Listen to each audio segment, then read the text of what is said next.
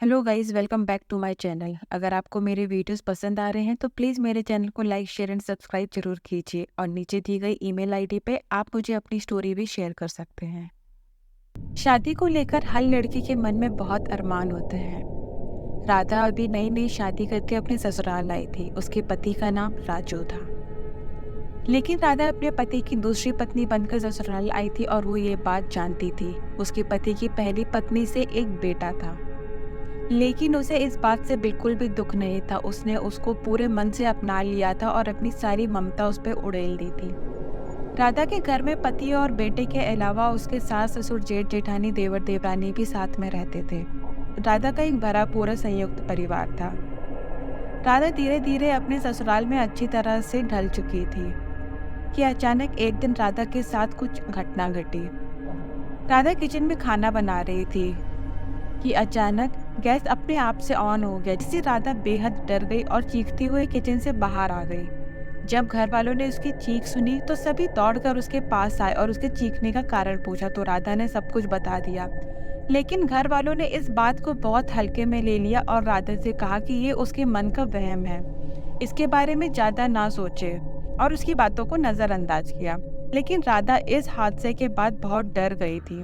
बहुत दिन बीत गए और आए दिन राधा के साथ कुछ न कुछ अजीबोगरीब घटनाएं होने लगी थी। कभी उसके पीछे से रसोई के सामान गिर जाता था और वो एकदम से चौंक जाती थी, तो कभी किसी की चिल्लाने की आवाज़ आती थी। वह हमेशा डरी सहमी से रहने लगी थी। धीरे धीरे उसकी हेल्थ भी बिगड़ने लगी थी। वह पहले से अधिक कमज़ोर और बीमार रहने लगी थी। एक दिन की बात है, राधा अपने कमरे में सो रही थी कि तभी उसको ऐसा लगा जैसे कुछ जल रहा है। जब उसने आंखें खोली तो उसने देखा होगा कि साड़ी का पल्लू जमीन पर लटका हुआ था और उसमें आग लगी हुई थी। और उसका पति राजू भी उस टाइम घर पर नहीं था और वो डर के मारे बहुत जोर से चीखने और चिल्लाने लगी और बेहोश होकर जमीन पर गिर गई।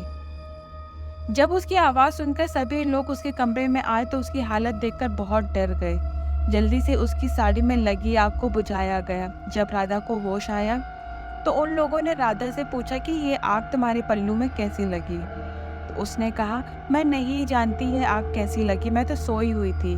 पिछले कई दिनों से मेरे साथ अजीबोगरीब घटनाएं हो रही हैं और अजीब अजीब सी आवाज़ें सुनाई देती हैं। राधा की सास शायद कुछ समझ रही थी, लेकिन उन्होंने राधा को कुछ भी बताना अभी सही नहीं समझा और वो चुपचाप अपने कमरे में सोने चली गई। लेकिन राधा की सास को अब रात भर नींद नहीं आई। एक सच जो उन्होंने राधा से हमेशा छुपाया था, अब वह सच शायद खुद ही बाहर आने के लिए आतुर हो रहा था। वो समझ गई थी कि इस सच्चाई को ज़्यादा दिनों तक राधा से छुपाया नहीं जा सकता। ऐसे ही सोचते सोचते सुबह हो गई। राधा के ससुराल में एक रिश्तेदार गुजर जाने के कारण सब वहाँ गए, पर राधा वहाँ नहीं गई क्योंकि राधा की अभी नई नई शादी हुई थी और नए दूल्हा दुल्हन 1 साल पूरा होने से पहले ऐसी जगह में नहीं जाते हैं, ऐसा राधा की सास का मानना था। इसलिए उसने अपनी सास की बात मानी और नहीं गई। शाम हो चुकी थी और अंधेरा धीरे धीरे बढ़ने लगा। राधा सारा काम खत्म करके अपने कमरे में आ गई और बिस्तर पर लेटे हुए छत की ओर देखने लगी। आज उसकी आंखों से नींद बहुत दूर थी। उसके साथ पिछले दिनों में बहुत सारी चीजें हुई और वो उन्हीं बातों में सोच रही थी और उसको नींद नहीं आई। अभी कुछ दरवाजा खुलने की आवाज आती है। उसे ऐसा महसूस हुआ जैसे कोई उसके कमरे में आया है, लेकिन उसे वहाँ कोई दिखाई नहीं देता। तो उसने सोचा कि शायद हवा के कारण दरवाजा अपने आप खुल गया होगा, मगर जैसे ही वो दरवाजा बंद करने के लिए उठी, उसके कमरे का दरवाजा अचानक अंदर से बंद हो गया और उसके कमरे की लाइट बुझने जलने लगी। राधा बहुत डर गई। उसकी धड़कनें बढ़ रही थी क्योंकि घर में और कोई नहीं था और उसको बहुत पसीना आने लगा। वह चीखने चिल्लाने लगी, लेकिन उसकी आवाज़ गले में ही अटक रही थी। अचानक उसे ऐसे लगा जैसे कोई उसको छू कर गया है। इससे पहले कि वह खुद को संभाल पाती और कुछ बोल पाती, उसे आईने में एक परछाई नजर आती है। थोड़ी देर बाद उसने देखा कि एक औरत जो आग की लपटों से घिरी हुई है, वो राधा से चीख चीख कर कह रही थी कि मैं तुम्हें जिंदा जला दूंगी, मैं तुम्हें छोड़ूंगी नहीं, तुम्हें मार डालूंगी। जैसे मैं तड़प तड़प कर मरी हूँ उसी तरह तुम्हें भी मरना होगा। उसे देखकर राधा बेहोश हो गई और जमीन पर गिर गई। तभी एक भयंकर सी हंसी उसके घर में गूंजने लगी और फिर वो परछाई वहाँ से गायब हो गई। सारी रात राधा बेहोश रही। सुबह जब उसे होश आया तो उसने देखा कि आईने पर खून से कुछ लिखा हुआ है। यह देखकर वो चीखने लगी और रोने लगी। उस वक्त तक उसके घर में कोई नहीं आया था। राधा की आवाज सुनकर उसकी पड़ोस में रहने वाली प्रज्ञा उसके घर आती है। प्रज्ञा को थोड़ा बहुत उसके घर के बारे में मालूम था। जब राधा थोड़ी ठीक हुई तो प्रज्ञा ने पूछा कि तुम क्यों चिल्ला रही थी, जिस पर उसने आईने की ओर दिखाते हुए इशारा किया और रात वाली सारी बातें बता दी। राधा की बातें सुनकर प्रज्ञा बहुत हैरान हो गई और अपने मन ही मन कुछ बोलने लगी। लगता है वो वापस आ गई और वो किसी को नहीं छोड़ेगी। जब राधा ने प्रज्ञा से पूछा कि कौन कौन वो आ गई, कौन वापस आ गई और किसको नहीं छोड़ेगी, आप क्या कह रही हो, मेरे कुछ समझ में नहीं आ रहा है। प्रज्ञा ने कहा, वही जिसकी जगह तुमने ली है। इसके आगे मैं तुम्हें कुछ नहीं बता सकती, तुम अपनी सास से ही पूछ लेना, उन्हें सब कुछ पता है। मुझे अब चलना चाहिए, इससे पहले कि तुम्हारे घर वाले यहाँ आए और मुझे देख लें। मुझे यहाँ से जाना पड़ेगा और उन्हें मत बताना कि मैं यहाँ आई थी, नहीं तो तुम्हारी सास झगड़ा करने लगेगी, क्योंकि वो नहीं चाहती कि कोई भी तुमसे मिले या तुमसे बातें करे। ठीक है बेटा, और मैं यहाँ से चलती हूँ, तुम अपना ध्यान रखना। मैं अपना ध्यान रखूंगी। शाम को जब सभी लोग वापस आए तो राधा ने अपनी सास को पिछले रात की घटना के बारे में बताया। राधा की सास उसकी बातें सुनकर बहुत हैरान रह गई। अब राधा की सास बहुत डर गई, उसका गला सूखने लगा और आवाज अटकने लगी। इस पर राधा ने अपनी सास को पूछा, ये क्या हो गया है आपको? इस पर राधा की सास बोलती है, ये कैसी पागल जैसी बात कर रही हो तुम राधा? राधा ने देखा कि उसकी सास पसीना पसीना हो चुकी थी। उसने पूछा, क्या बात है माँ, आप इतना परेशान क्यों हो रही हो, आपकी तबीयत ठीक है ना? इस पर उसकी सास कहती है, कुछ नहीं हुआ है मुझे, तुम परेशान मत हो, जाओ जाकर अपना काम करो।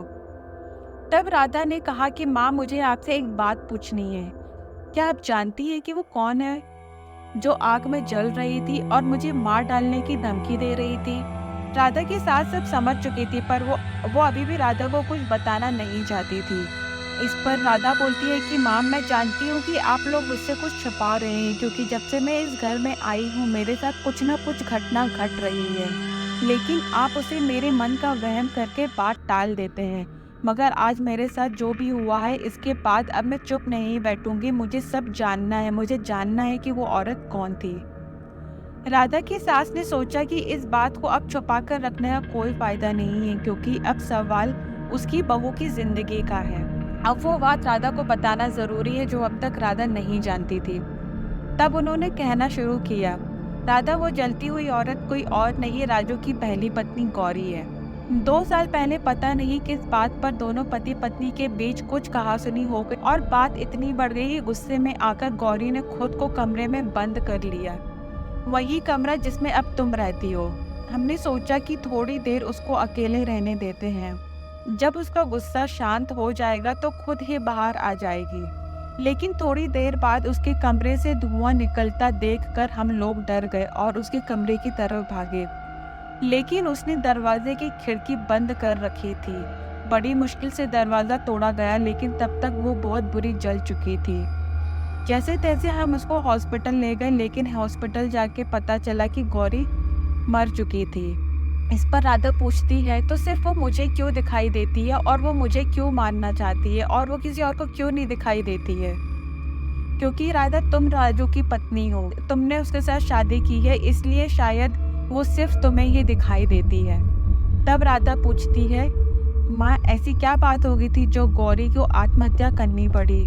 जरूर कोई बड़ी बात होगी, नहीं तो छोटे मोटे झगड़े किस घर में या किस पति पत्नी के बीच नहीं होते।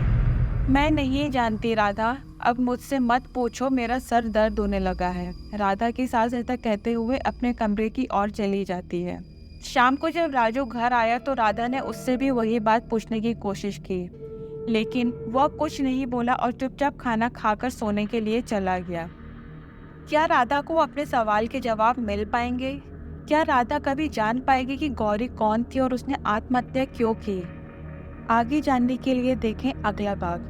अगर आपको ये कहानी पसंद आई हो तो प्लीज़ मेरे चैनल को लाइक, शेयर एंड सब्सक्राइब जरूर कीजिए।